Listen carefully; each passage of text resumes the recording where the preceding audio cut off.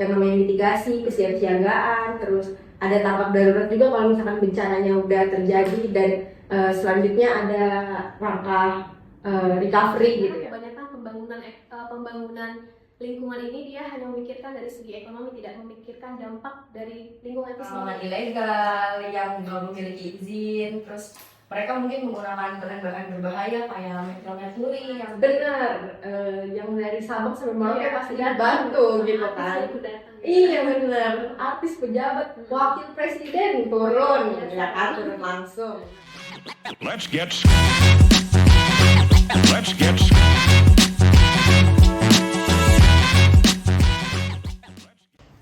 Assalamualaikum warahmatullahi wabarakatuh. Halo, selamat pagi Healthy Camps. Selamat datang di Pod Show. Pod Show ini merupakan podcast interaktif oleh Himpunan Mahasiswa Pasca Sarjana Fakultas Kesehatan Masyarakat Universitas Indonesia. Jadi program ini merupakan diskusi interaktif ngobrol santai yang akan membahas tentang isu-isu kesehatan masyarakat. Perkenalkan, saya Celia Anggreni, mahasiswa Prodi Epidemiologi Magister di UI. Kemudian saya akan menemani episode kali ini, dan di samping saya sudah ada seorang tamu ya yang spesial akan menemani diskusi kita pada hari ini, yaitu Kak Syifa Maulidina. Halo Kak. Oke.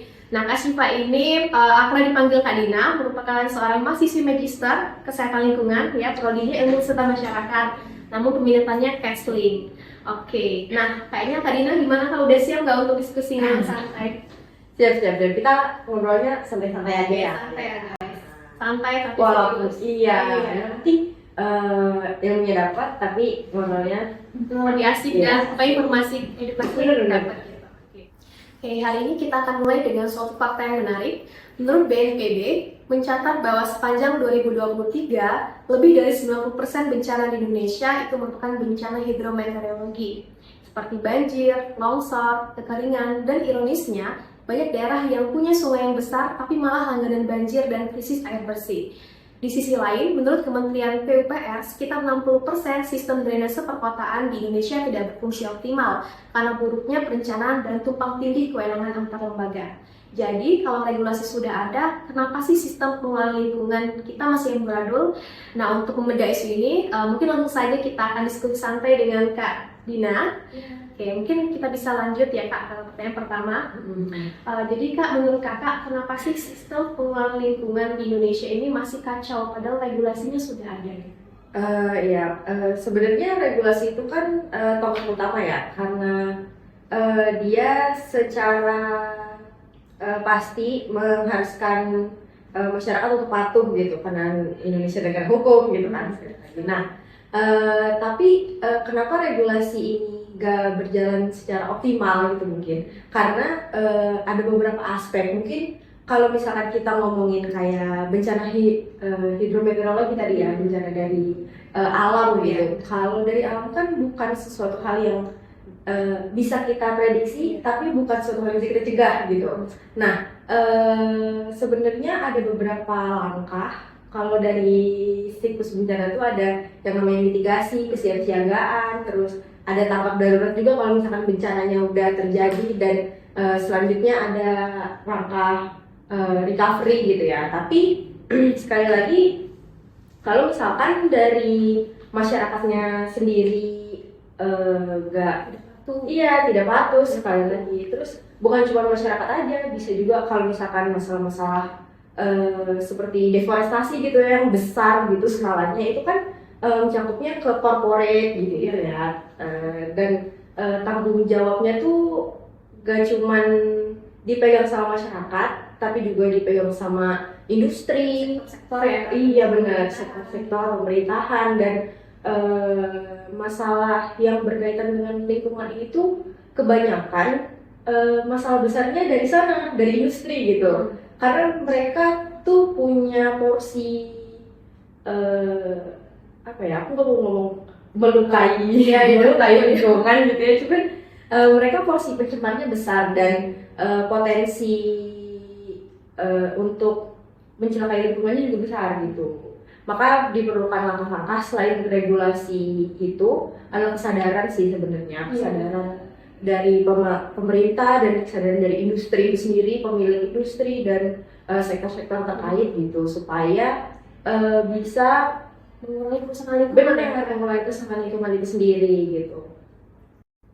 Benar sih, jadi pada intinya kalau misalnya kita udah ada regulasi tapi koordinasi antar lembaganya nggak baik gitu, kayak mementingkan diri sendiri, karena kebanyakan pembangunan lingkungan ini dia hanya memikirkan dari segi ekonomi, tidak memikirkan dampak dari lingkungan itu sendiri ya kan. Jadi kerusakan lingkungannya tinggi dan memicu bencana alam seperti itu. Nah menurut kakak, apakah koordinasi antar lembaga yang terjadi di Indonesia ini udah baik atau gimana titik kurangnya gitu kak? Kalau terkait koordinasi ya, kalau misalkan dari corporate atau industri itu kan mereka dalam membangun sebuah industri gitu diperlukan beberapa persyaratan kayak misalkan AMDAL, UKL, PL dan lain-lain, izin-izin lingkungan gitu ya. Dan di Indonesia ini apa ya, aku ngomong celahnya gitu ya, kayak ada celah hukum di mana kalau misalkan si izin lingkungan ini keluar, artinya industri udah berhak menjalankan menjalankan industrinya itu gitu. Sementara dalam jalannya si industri itu belum tentu ada audit-audit yang dipatuhi. Pengawasan saya Iya, benar. Nah kalau menurut kakak, sepengetahuan kakak gitu ya, sepengalaman kakak, apakah ada si industri yang berjalan tapi dia tuh belum memenuhi syarat-syarat AMDAL tapi tetap berjalan gitu kak? Kalau di Indonesia sendiri, aku nggak bisa sebut angkanya ya, tapi ada.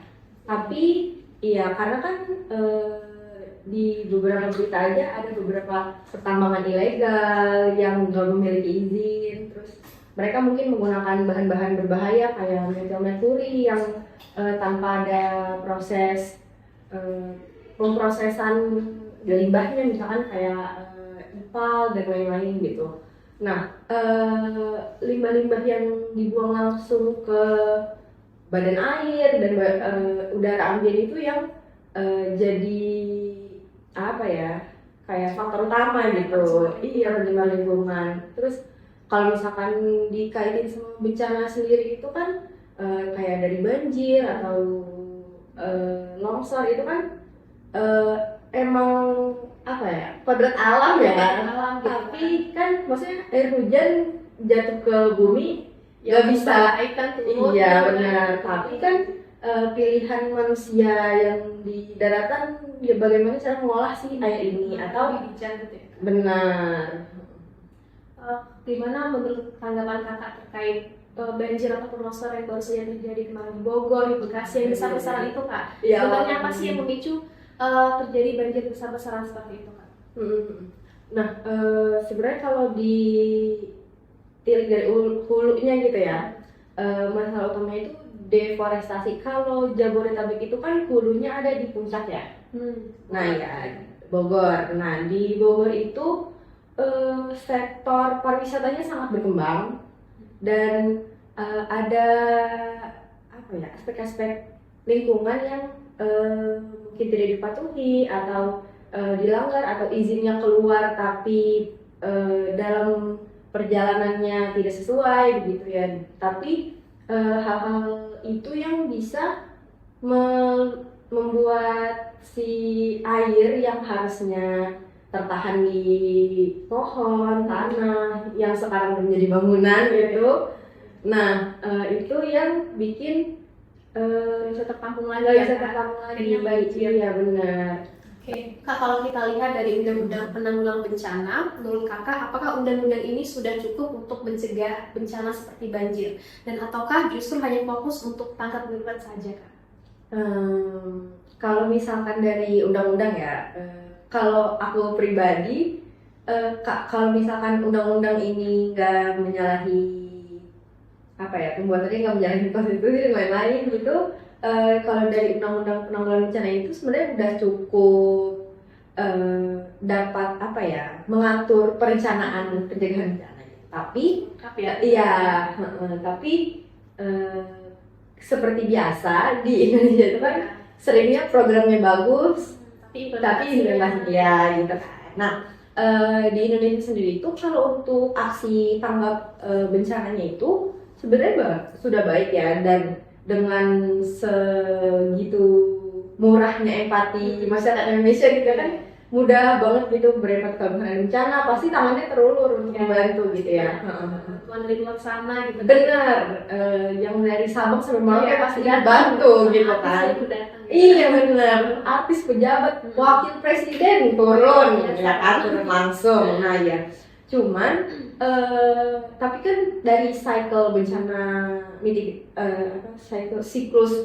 siklus bencana tadi itu ada 4 tahap ya, tiga tahap dengan 4 langkah. Tapi yang paling jalan itu yang ketiga yang tanggap bencana. Sementara tahap pra bencananya ada mitigasi, ada kesiapsiagaan, itu tuh termasuk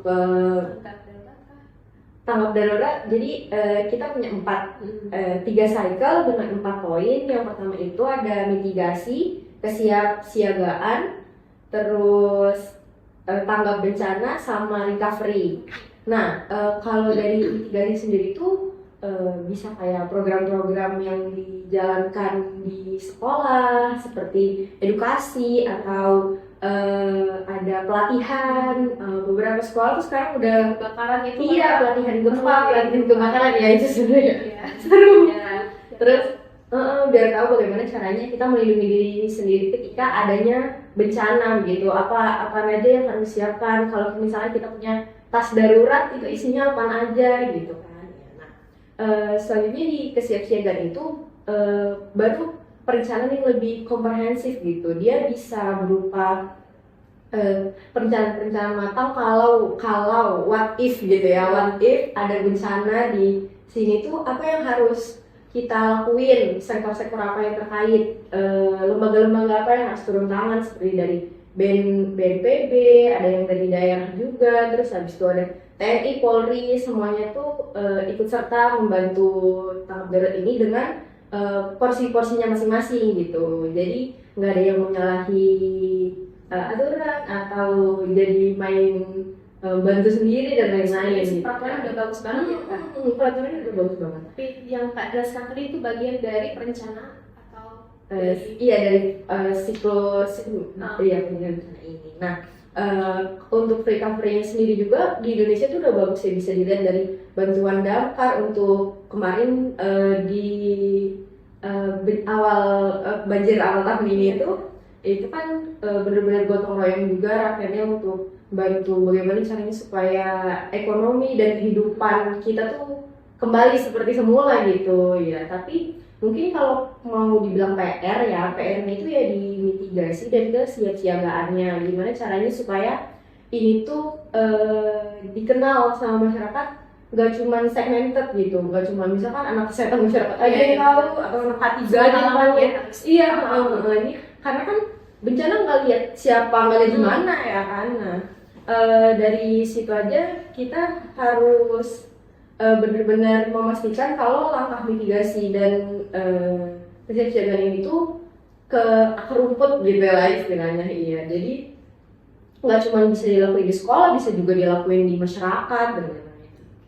Jadi menurut Kakak apa sih indikator keberhasilan dari undang-undang ini sendiri Kak? Kalau indikator keberhasilan, kalau misalkan dilihat dari yang udah terjadi ya bencana kita, indikatornya tuh sebenarnya nggak buruk, tapi nggak juga sangat baik gitu.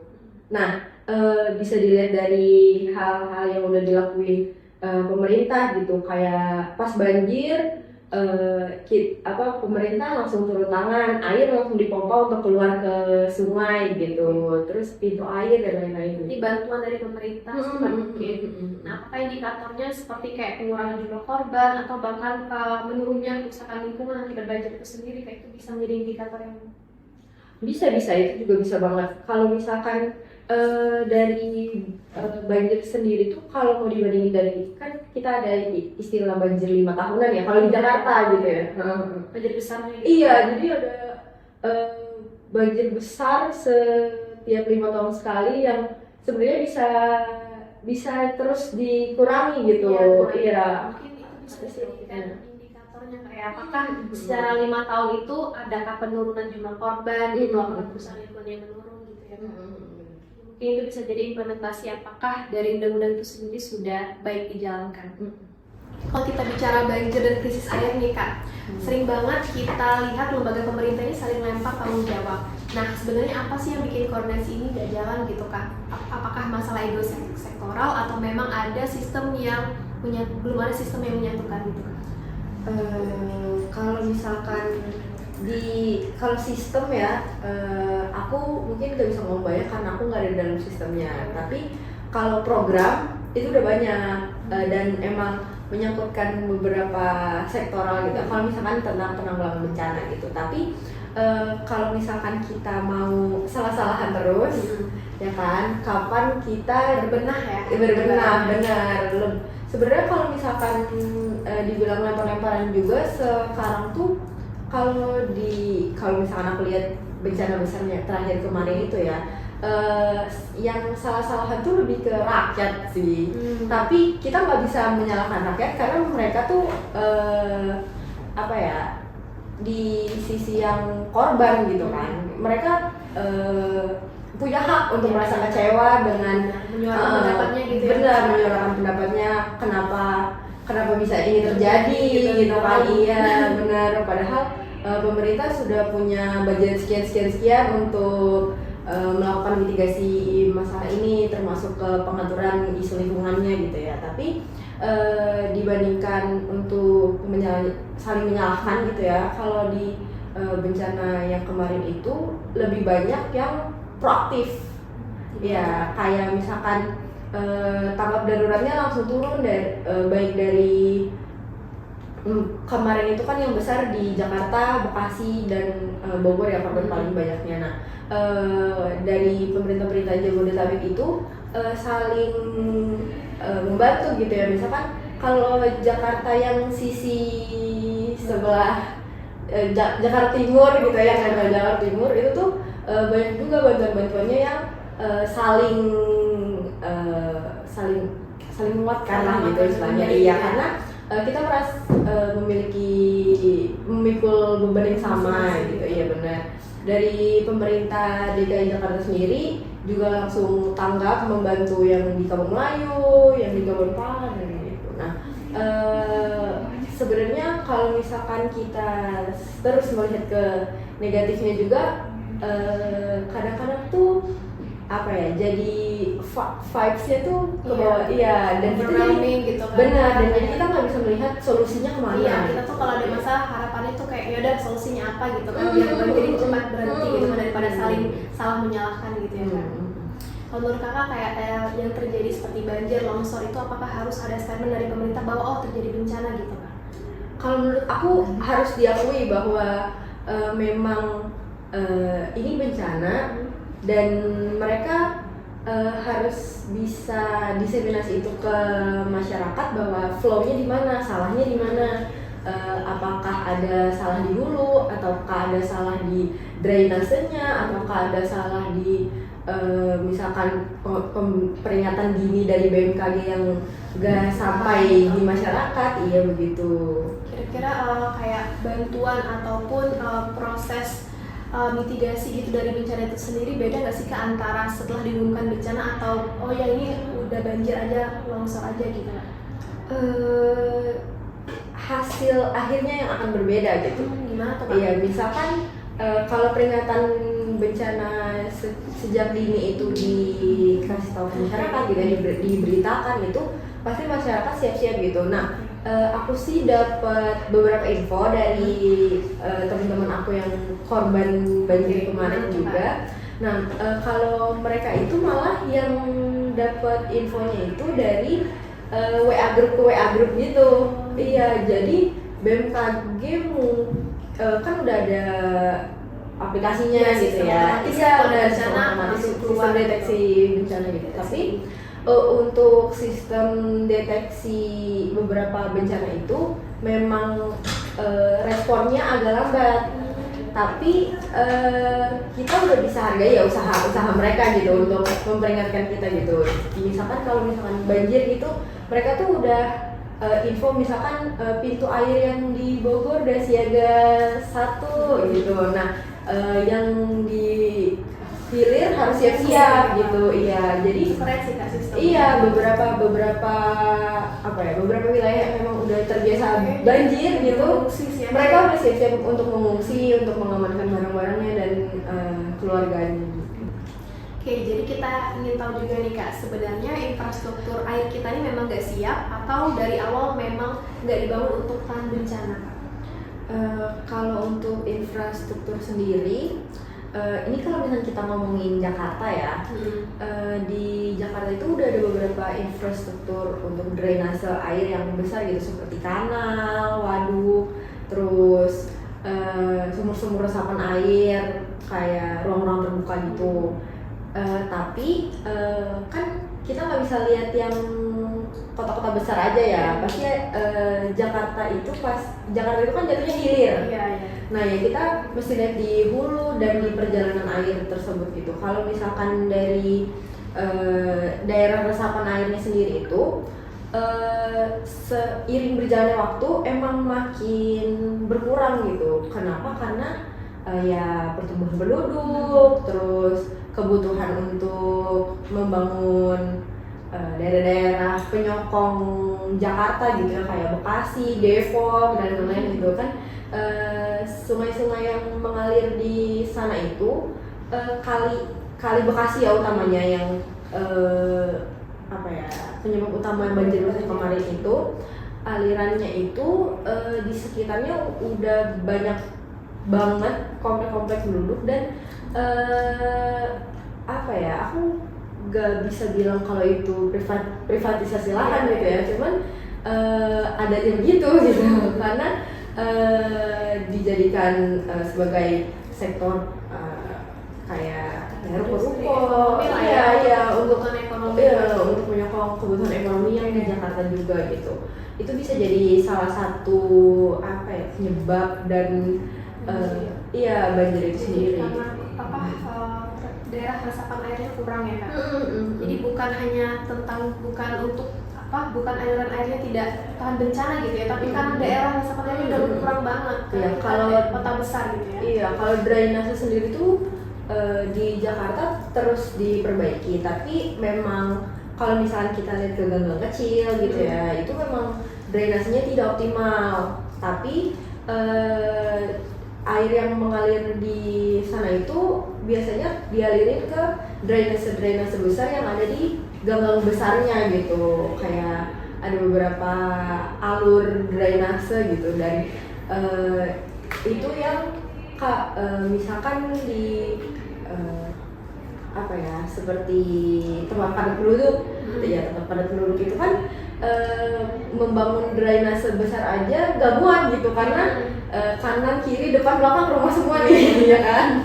Ya, jadi mungkin itu sih hambatan terbesarnya. Nah kalau misalnya drainase kota aja tidak berfungsi dengan baik Kak, apakah pembangunan kita selama ini sudah mengakomodasi dari prinsip pembangunan berkelanjutan? Ya kalau misalkan dikaitin sama SDG sendiri ya, kalau dari drainase itu memang menyalahi beberapa. Iya, SDGs itu kan sebenarnya seperti tujuan global gitu ya kan. Tujuan akhirnya ini si SDGs itu, tapi bagaimana cara kita ke sana itu kan itu butuh dukungan seluruh sektor, terus pemerintah juga gitu ya Kak. Jadi sebenarnya fokus pembangunan kita ini masih cenderung mengejar ekonomi tanpa mempertimbangkan dampak lingkungan yang panjang. Ya, aku bisa setuju sama ini. Oke, jadi kalau kita lihat nih Kak ya, jadi kan banyak daerah yang punya sungai besar, tapi kenapa justru sering banjir dan krisis air bersih juga nih Kak? Menurut Kakak gimana? Kayak di Jakarta ya. Jakarta sebenarnya krisis air bersih loh. Iya ya, padahal banyak sumber. Sebenarnya penyokong air utama Jakarta itu kan PDAM. Tapi kalau misalnya kita ke daerah utara, nah ya mereka tuh krisis air bersihnya sampai mereka perlu beli air yang dirijen gitu. Sebenarnya kalau misalkan dari ini kita ngomongin laut dulu apa sungai dulu nih? Bebas. Kalau misalkan dari Jakarta Utara itu kan dia emang dekat dari laut ya kan. Nah, karena penggunaan air sumur yang berlebihan karena adanya industri-industri yang mungkin tumbuh gitu ya, jadi air tanah itu lama-lama mengalami kalau pengurusan itu kan dari laut, kalau dari dalam tanahnya sendiri airnya berkurang karena diambil dari penggunaan air tanah untuk memenuhi kebutuhan berlebih juga kan. Nah, lama-kelamaan karena pori-pori tanahnya itu kosong, air laut bisa intrusi masuk, jadi airnya payau. Sementara air payau itu nggak memenuhi kriteria air bersih kan, apalagi mungkin kalau untuk daerah-daerah yaitu privatisasi lahan dan yang dikuasai sektor swasta gitu ya, mereka punya desalinasi air payau supaya dia jadi tawar gitu, dan tapi biasanya itu hanya dialiri ke perpipaan komplek mereka lah gitu istilahnya ya, untuk memenuhi wilayah yang dicakup sama sektor swasta itu. Tapi kalau misalkan dari di sisi lainnya, di balik tembok itu lah istilahnya kayak perkampungan dan lain-lain, mereka masih mengandalkan air tanah ya, sementara air tanahnya udah terintrusi sama air laut, terus habis itu mengalir juga ke sumber-sumber air mereka. Jadi itu bisa jadi salah satu penyebab krisis air bersih kalau misalkan kita lihat dari laut ya gitu. Tapi kalau misalkan dari wilayah-wilayah sungai-sungai besar, biasanya mereka tuh krisis air bersihnya lebih ke bukan nggak ada airnya, tapi kualitas airnya. Iya benar. Kalau dari sungai ya? Kualitas airnya tidak memenuhi syarat-syarat air bersih seperti mungkin kalau yang diketahui masyarakat luas tuh tidak berbau, tidak berasa, tidak berwarna gitu ya. Begitu ya. Iya benar banget. Nah, sementara kalau misalkan yang aku lihat kasusnya di masyarakat luas itu, yang paling sering menyalahi syaratnya itu berwarna. Iya, jadi keruh gitu ya, atau enggak warnanya lebih ke putih, atau rasanya seperti air basah gitu ya.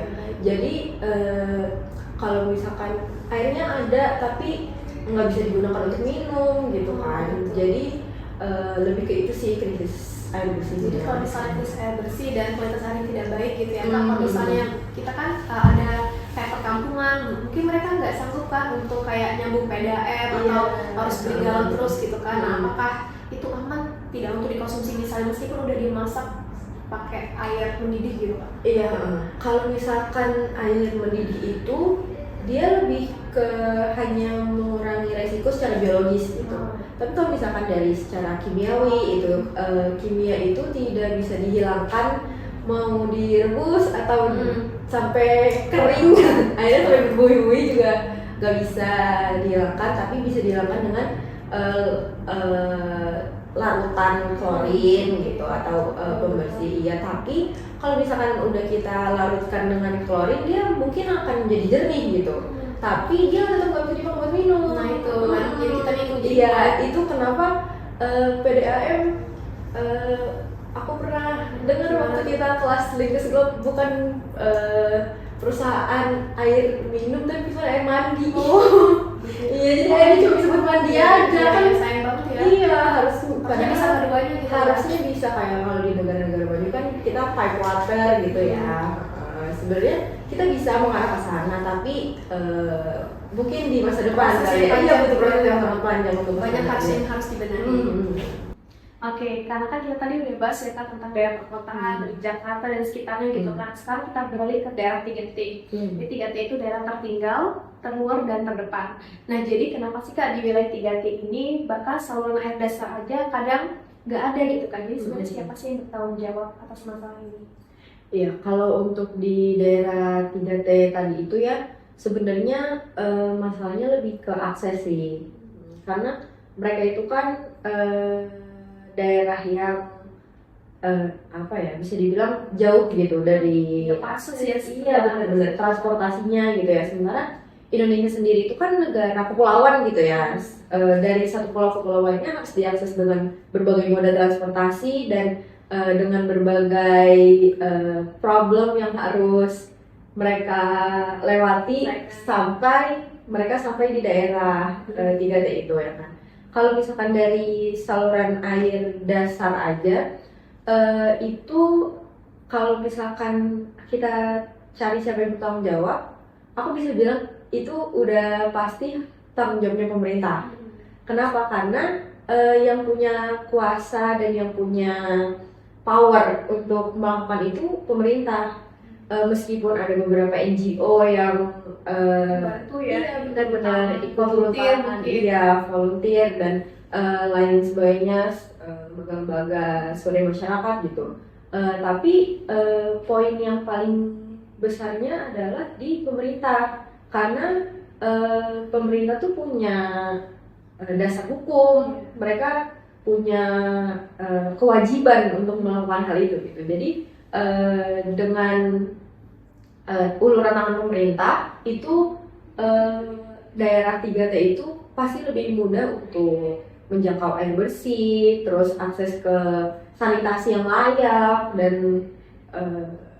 ya Sebenarnya dari pemerintah sendiri pasti punya anggaran ya Kak untuk pasti untuk menanggulangi masalah ini gitu. Tapi kayak kalau dilihat gitu kan cuplikan-cuplikan dari video atau berita gitu masih ada aja yang mereka tuh kalau mau akses air bersih harus puluhan kilometer berjalan gitu kan.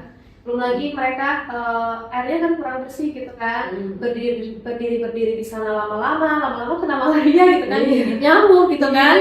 Iya benar ya. Jadi masalahnya tuh double di 3T itu gitu kan. Jadi sebenarnya gimana sih Kak cara mengatasi masalah yang ada di daerah 3T itu? Kalau masalah di 3T ini emang selain kita perlu uluran tangan uluran tangan pemerintah gitu, harus ada juga kerjasama sama pemangku adat di sana. Iya benar, karena biasanya daerah 3T ini ada beberapa opsi gitu ya, ada yang mereka memang tak terjangkau, ada yang mereka memang tidak mau dijangkau gitu. Iya. Bisa juga mereka untuk menghindari modernisasi, terus ada beberapa juga yang memang memegang teguh adat, iya adat yang mereka junjung gitu. Dan pemerintah tuh perlu melunakkan hati mereka juga, karena adat itu kan way of life gitu ya, cara mereka untuk hidup gitu. Tapi sementara kita tuh perlu juga modernisasi, walaupun nggak semuanya, maksudnya nggak serta-merta di sana nanti ada diubah gitu ya. Tapi kita perlu menyelaraskan kepentingan adat, kepentingan masyarakat, dan juga kewajiban yang harus pemerintah lakukan. Harapannya daerah 3T mau diajak kerjasama gitu ya, dan pemerintah juga lebih menjadi perhatian serius gitu untuk segera menangani krisis air bersih yang ada di daerah 3T ini. Terutama air ya, karena air itu kan kebutuhan pokok ya, jadi dia rentan berkaitan dengan kesehatan, infeksi, penyakit infeksi. Oke, udah nggak terasa nih Kak, kayaknya kita udah sampai di pertanyaan terakhir gitu ya. Kita udah berbincang cukup panjang. Nah, menurut Kakak, apakah Kakak optimis krisis ini bisa diselesaikan dalam waktu 10 tahun ke depan gitu? 10 tahun ke depan berarti 2035 ya? Udah lewat Indonesia emas nih. Belum itu 2045 ya. Ini target SDGs ya Kak? Bener. Nah, kalau misalkan mau dibilang optimis, kita harus optimis sih, karena kan kita tuh apa yang kita beri makan ke otak kita juga. Jadi ya kalau misalkan pola pikir kita optimis bisa terlaksana dengan target 2030 itu sampai SDGs, bisa, tapi apakah struggle-nya banyak? Pasti ya, sangat banyak ya, banyak hambatan-hambatan yang perlu dibenahi ya, terutama mau di perkotaan ataupun di wilayah 3T gitu ya. Iya. Nah, kalau misalkan apakah bisa diselesaikan itu masih jadi tanda tanya, ya masih jadi big if buat kita semua gitu, karena di pemerintah sendiri itu udah banyak apa ya mencanangkan iya program-program dan peraturan-peraturan. Kalau kayak misalkan Citarum itu punya target tahun ini, dia bahkan tahun ini dikembangkan dia sekitar 2012 atau 2011 gitu, dia memiliki titel sungai terkotor di iya di dunia gitu. Dan kian lama kian membaik dengan program dari Pergub Jabar gitu ya. Di tahun ini targetnya indikator airnya sangat meningkat baik gitu ke golongan kedua. Tapi ya sekali lagi kalau dari kita hitung dari tahun 2011 itu kan berarti lebih dari 10 tahun ya kan. Nah, waktu kan yang lama ya. Iya benar-benar. Satu kota gitu ya. Untuk satu sungai Citarum aja gitu. Iya, sementara di Indonesia ada beberapa sungai, ada beberapa danau ya kan yang harus kita benahi gitu. Jadi mungkin ini jadi PR kita bersama juga ya. Kalau di Jakarta sendiri itu ada juga perda gitu yang mengatur tentang rencana tata ruang wilayah di tahun 2030. Itu sebenarnya tujuan besarnya untuk zonasi banjir supaya kalau misalkan ada bencana banjir ya itu yang 5 tahun sekali maupun yang awal tahun kan biasanya awal tahun tuh curah hujannya tinggi ya kan. Nah, itu kita bisa langsung ambil tindakan cepat dan nggak sampai ke taraf katastrofik seperti yang kemarin terjadi di Jabodetabek.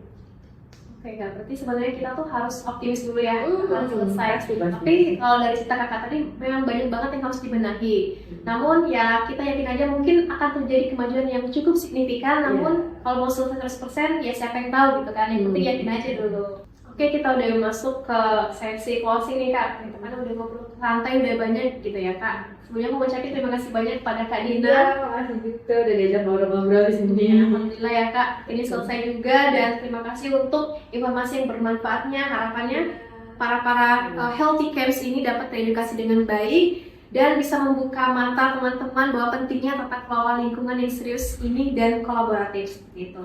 Oke, sampai jumpa di episode selanjutnya teman-teman. Semoga tetap sehat dan sampai jumpa. Let's get scratching. Let's get scratching.